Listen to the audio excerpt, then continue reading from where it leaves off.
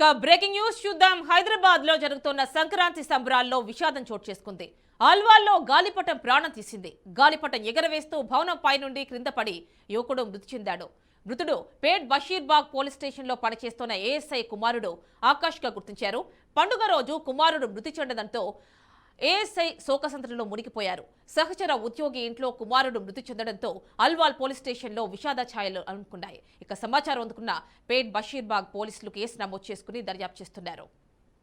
ఇక నాగోల్లో గాలిపటం ఎగరవేస్తూ 4 అంతస్తుల భవనంపై నుంచి బాలిక పడి మృతి చెందింది. మృతురాలు 8వ తరగతి విద్యార్థి శివప్రసన్నగా గుర్తించారు. అటు అత్తాపూర్లోనూ ఇదే తరహా ఘటన జరిగింది. గాలిపటం ఎగరవేస్తూ బాలుడు కన్ను మూశాడు. లంగర్ హౌస్ ఫ్లైఓవర్ పై మరో విషాద దుర్ఘటన జరిగింది. చైనా మాంజా తగిలి ఇండియన్ ఆర్మీలో పనిచేసే కోటేశ్వరరావు అనే వ్యక్తి తీవ్రంగా గాయపడ్డాడు. వెంటనే స్పందించిన స్థానికులు అతన్ని హాస్పిటల్కి తరలించారు. ఈ క్రమంలో పరిస్థితి విషమించగా ఆయన చనిపోయాడు. ఇక పూర్తి డీటెయిల్స్ మా కరెస్పాండెంట్ లిఖిత అందిస్తారు. లిఖిత, చెప్పండి, ఈ పండుగ సమయంలో ఎంతో సంతోషంగా జరుపుకోవాల్సిన ఈ పండుగని ఇలాంటి చిన్న చిన్న అపశృతులు, ఇవి చిన్న చిన్నవి కూడా అనదగినవి కావు, ఇలాంటి అపశృతులు అనేవి ఎలా చూడాలి?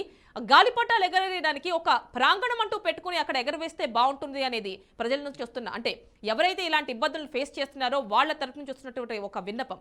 చెప్పండి, అక్కడ అసలు ఏం జరిగింది?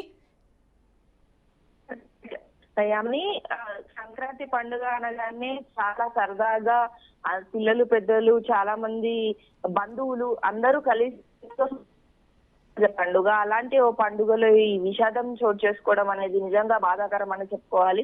ప్రతిసారి కూడా పోలీస్ అధికారులు పెద్దలు చెప్పే మాట ఒకటే, పతంగులు ఎగరవేసే టైంలో చాలా జాగ్రత్తగా ఉండాలి. అలాగే ఈ చైనా మాంజా ఏదైతే ఉందో దాన్ని యూజ్ చేయకూడదు, దాన్ని బ్యాన్ చేయాలని కొన్ని స్వచ్ఛంద సంస్థలు ఎప్పటికప్పుడు తమ పోరాటం నిర్వహిస్తున్నప్పటికీ, అంతేకాకుండా ఇటు పోలీస్ అధికారులు కూడా ఎక్కడికక్కడ తనిఖీలు చేసి యొక్క మాంజాను పట్టుకొని బ్యాన్ చేయడం చాలా సార్లు జరిగింది.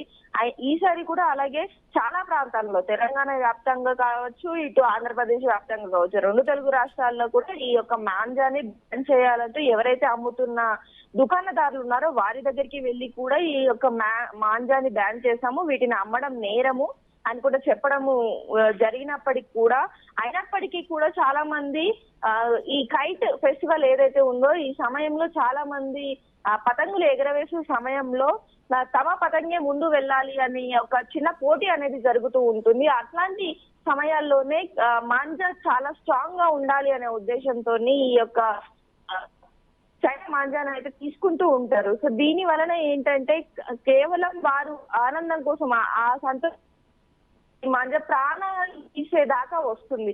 కేవలం మనుషులకే కాకుండా ఇటు పశుపక్షాలకు కూడా చాలా వరకు ఇది హాని చేస్తుందని చెప్పుకోవాలి.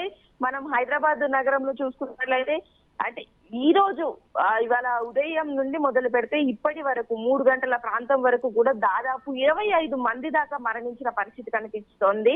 అటు నాగోల్లో చూసుకున్నా, ఇటు ఎల్బీ నగర్ లో చూసుకున్నా, అత్తాపూర్ లో చూసుకున్నా, అలాగే కాకుండా మేడ్చల్ హల్వాల్ పోలీస్ స్టేషన్ పరిధిలో ఏఎస్ఐగా విధులు నిర్వహిస్తున్న రాజశేఖర్ అనే ఒక ఏఎస్ఐ కుమారుడు ఆకాష్ 20 సంవత్సరాలు, తను కూడా గాలిపటాలు ఎగరవేస్తూ ప్రమాదవశాత్తు మరణించడం అయితే జరిగింది. చాలా ప్రాంతాల్లో అయితే ఈ యొక్క సిచ్యువేషన్స్ జరగడంతో చాలా మంది బాధపడుతున్నారు. ఇట్లాంటి సిచ్యువేషన్స్ ఎవరైతే పతంగులు ఎగిరివేసే వాళ్ళు ఉంటారో వాళ్ళు ఆ మాంజా సహజసిద్ధమైన మాంజాను యూజ్ చేయాలి. అలాగే గ్రౌండ్లలో మాత్రమే ఈ పతంగులు ఎగిరేయాలని చెప్తున్నప్పటికీ కూడా చాలా మంది పట్టించుకోకపోవడంతో ఇలాంటి ప్రమాదాలు అనేటివి జరుగుతున్నాయి అని అయితే ఇక్కడ తెలుస్తుంది. Right Likhita, thank you.